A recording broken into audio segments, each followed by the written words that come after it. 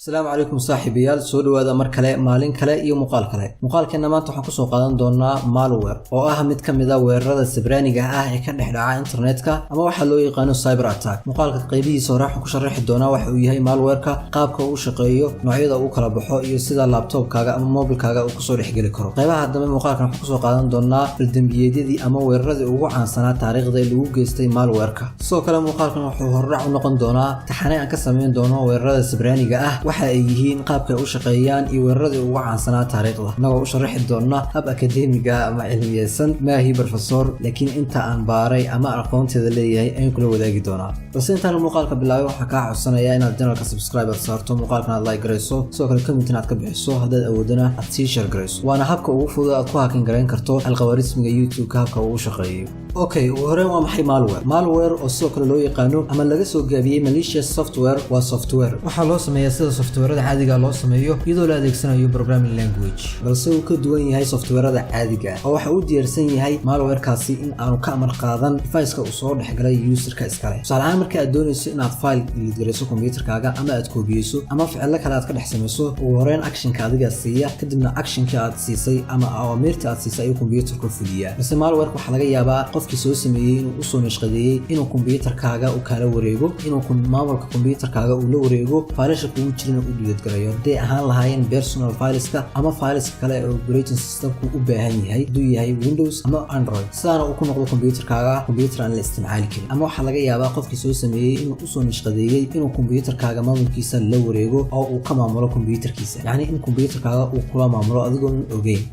okay markan waxaan isla eegaynaa noocyada uu kala baxo malware-ka virusku waa nooc ka mid ah malware-ka wuxuuna awoodaa inuu nafti ahaantiisa sii badiyo ama uu sameeyo wax la yiraahdo duplication saana uu ugu faafo computer-kaaga qaybihiisa kale balse noocyada kale ee malware-ka wuxuu kaga duwan yahay virusku lama falgeli karo computer-kaaga ilaa adiga aad soo furto tusaale ahaan haddii viruskaasi uu yahay software ama file caadi ah marka aad soo furto ayuu computer-kaaga la falgeli doonaa oo uu ku faafi doonaa wuxuuna awoodaa inuu usii gudbo waxyaabaha yaryar ee isticmaasho sida USB-ga external hard disk-ga ama haddii mobile-kaaga aad kula xiriiriso USB laptop-kaaga okay malware-ka xiga trojan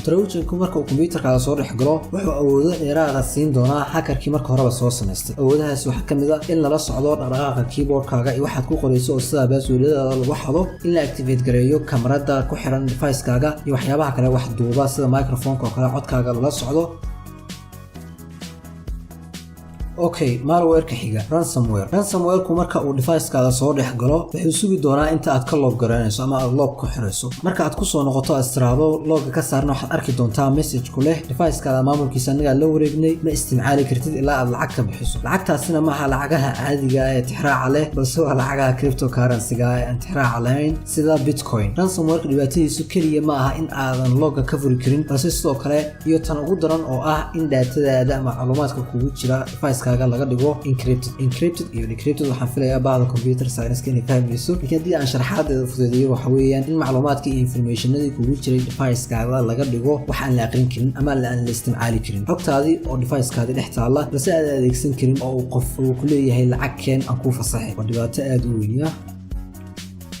okay malware-ka xiga worm-ku sida computer viruska wuxuu samayn karaa duplicate oo uu isbadin karaa balse uma baahna in user-ka uu rangareeyo ama uu soo furo oo keligii ayaa qabsan karaa hawsha looga baahan yahay sidoo kale kuma ekaado hal computer oo wuxuu isku dayaa inuu computer kala gaaro isagoo u raacayo network-ga gaar ahaan protocol-ka loo yaqaano SMTP oo ay adeegsadaan emailada sida Gmail-ka Hotmail-ka iyo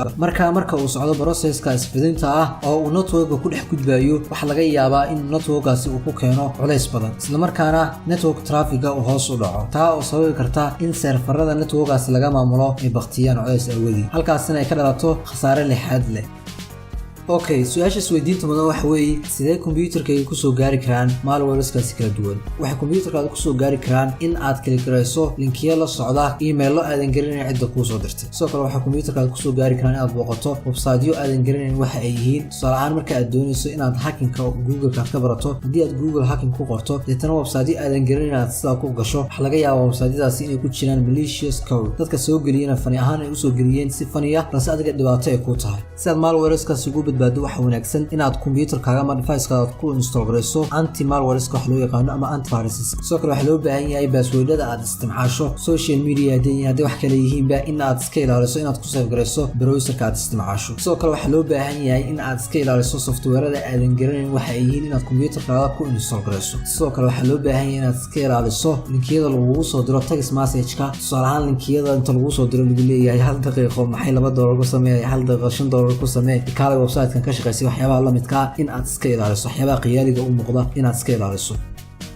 okay يمكن راح نسليقنا weeraradii ugu caansanaa taariikhda galay ee lagu geystay malware-iska ama cyber attack nooca imkaan ka hadlaynay malware-iska weerarada malware-iska lagu geystay aad ay u badan yihiin oo muuqaal kaliya lagu soo koobi karo bas waxaan isku dayeynaa inaan ka soo qaadano kuwii ugu la yaabka badnaa mid ama laba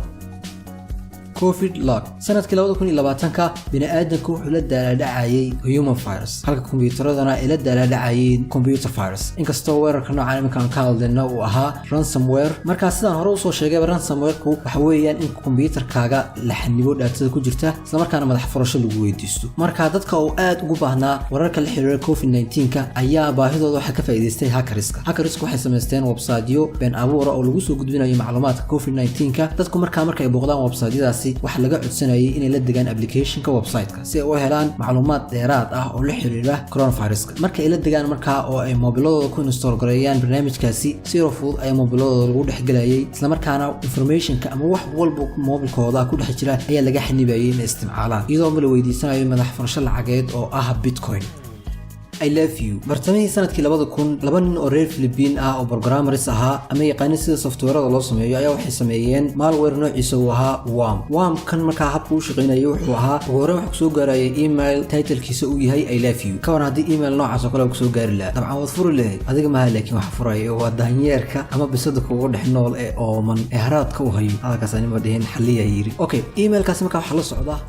link soo jiidasho leh oo ku dhahay yacni si akhri warqadan lagu soo diray oo kale marka linkigaasi dadka ay click siiyaan file ayaa computerkooda ku soo degaya sidaan markaa hore wormkan u soo sheegnay wormku isaga ayaa isii koobiyay computerka ayuu ku baahaa soo kalena wuxuu raadsadaa computer kale isagoo ku gudbayo network gaar ahaan protocolka ee isticmaalaan email services wormkaasi markaa markuu computerka soo galo wuxuu awood u yeelanayay in uu email diro dadka contact address-kaaga kugu jira in uu emailo u diro noocaas oo kale I love you kan lagu soo diray oo kala wormkan markaa wuxuu awooday muddo kooban inuu ku gaaro adduunka oo dhan isla markaana saxmadii ka dhalatay waxay istaajisay serfaradii ku shaqeynayeen email serviceski okay muuqaalkana maanta intaas ayaan ku soo koobayaa like ta subscribe ta share ta dhankiina muuqaalka xigeentan ku kulmeyno sida iyo nabadgelyo